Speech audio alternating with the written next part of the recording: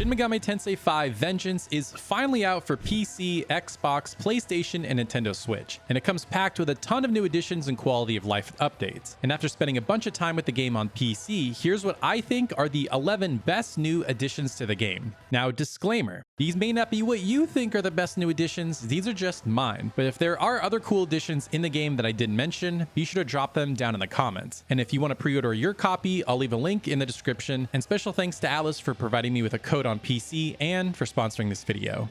Now, these first two reasons don't apply to the Switch version. Sorry, I love my Nintendo Switch, but these first few just won't apply to the system. However, Switch users are the only ones that get bonus items and 3 demons that you can carry over from your original save file if you have one. So, you know, pros and cons. So the first reason is higher resolution and frame rates. Finally, SMT V looked really good. It has such a cool art style, such a cool world, all these great demon designs, but on the Nintendo Switch, the resolution isn't as high, and at best it ran at 30 frames per second, but now we get higher resolutions and we get 60 frames per second, pretty rock solid. Like I said, I played on PC and my PC is not even that great, but it ran at 60 frames per second flawlessly. The visual style really pops. It looks so much more crisp and there's so much more detail in the world. I absolutely loved it. Now, just as a quick comparison, here's the Switch version versus the PC version. I'm not sure how well that's going to show up on even a phone or on your PC screen, but to me, I feel like there's a huge difference. All right, and next we have better loading times. Now, I could just be imagining this one, but I don't think so. Again, on screen, I'll have a speed comparison side by side so you can see how long it takes to go to different areas around the world, to transfer around, to go to the different demon realms from the ley lines. To me, everything here just feels snappier, faster, and it just saves you time. And you can get back to the good stuff like exploring the world, catching new demons, getting into battles, all the fun stuff that makes SMT V great. Now, number 3 might be my personal favorite reason, and that is you can save anywhere. Oh my gosh, this is so nice. I believe in the original SMT V, you could only save at ley lines, which aren't that far spread out, to be honest. However, it got really annoying when you had to fight a boss battle, or even if you just had to leave and you had to go do something and you wanted to save and you couldn't. And I can't tell you how many times in the OG version I died at a boss and needed to run all the way back from a ley line. It was just so annoying. Now here, if I do die, I can just load up right in front of it. It's so nice. And I know some people like the old design philosophy of save points. It gives it this more risk reward feeling. And hey, if you want to play that way, you don't need to save anywhere. You can still just use the ley lines how they were before. However, I'm a busy adult and I might need to turn the game off without warning. So being able to save anywhere is just so nice. All right, next we have new story content. Now, in the game at the very beginning, you'll be able to choose between 2 story paths. And the one that is brand new here is called the Canon of Vengeance. It's basically a brand new game. It's not a simple edition with a few tweaks here and there. It is a massive 80-hour sprawling RPG with tons of new additions. Now, thankfully, you can choose what path to play very early in the game. It gives you a very obvious choice. And even if you don't understand it, it explains to you, here's what happens depending on what you choose. Are you sure you want to do this? Now, in this new path, there's a new character named Yoko Hiramine, and she inserts herself into the story all the time. And she's pretty cool. She's very curt. She just gives very blunt, like, here's what we need to do if we want to save the world and do what's right. So I loved that. Plus, there are some new villains, these 4 new demons calling themselves Kadistu, and they have their own evil plan that you'll have to foil. Now, of course, for those that never got to play the Nintendo Switch version, can still play the original story, but for those that already have played the original story, this is basically SMT V 2 in a way, with how big the new story is and just what the scope is. So if you were worried that it might just be a few new additions, nah, this thing is massive. Now, speaking of Yoko and all these different characters, one of the new additions here is guest characters. You can fight with these characters in battle. So they basically fight with you like one of your demons, and they have different spells and attacks just like any of the other demons that you have in your party. Now, just a few of the guest characters that you can have are Yoko, Ichiro, Yuzuru, and maybe some others depending on how far you get in the game. However, I will say don't be too reliant on these guest characters because, like the name implies, they're only guest characters. They can never really become full party members, so you don't want to waste a bunch of time grinding to level them up. They will come and go often, so it's really important to make sure your demon team is built up first. In fact, you can't even give these character essences anyway, so that just further emphasizes the fact that you need to really focus on your demon team first.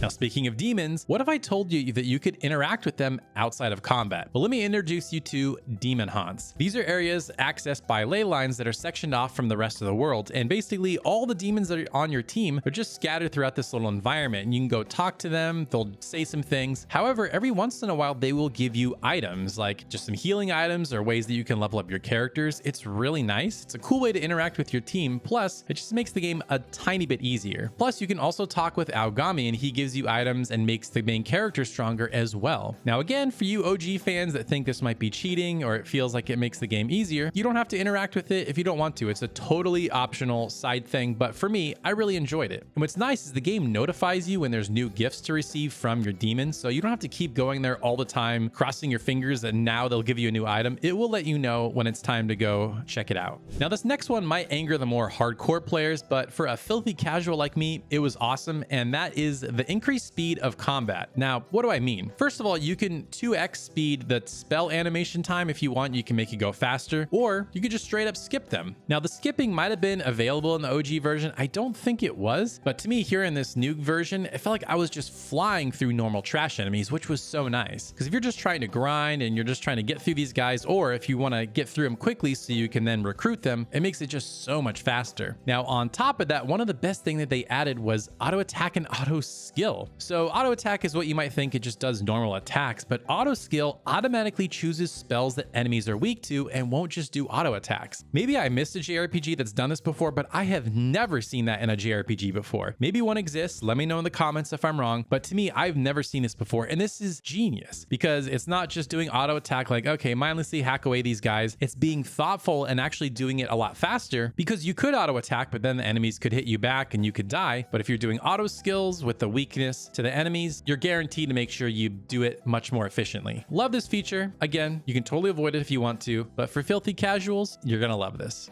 Next thing that I really liked was the Magatsu rails. These are just fun. I love different ways that you can explore worlds in games, and here these Magatsu rails serve as not only shortcuts, but access to new areas as well. So you can just hop on these things and skate on them and get to these new areas. Now, I could be wrong. I genuinely don't remember some of these areas that they led me to from the original game. They could be old areas that you got to in different ways, but I genuinely don't remember them. And what's really cool is SMT V Vengeance really rewards exploring, because not all of these Magatsu rails are in plain sight. Some of them are these big glowing red things. However, sometimes navigator demons will point out secret ones and you have to dig them up, and then you'll get to new areas that you couldn't have gotten to before. So I love these. If you love exploring in games, you're gonna love these Magatsu rails. These are one of my favorite new things in the game.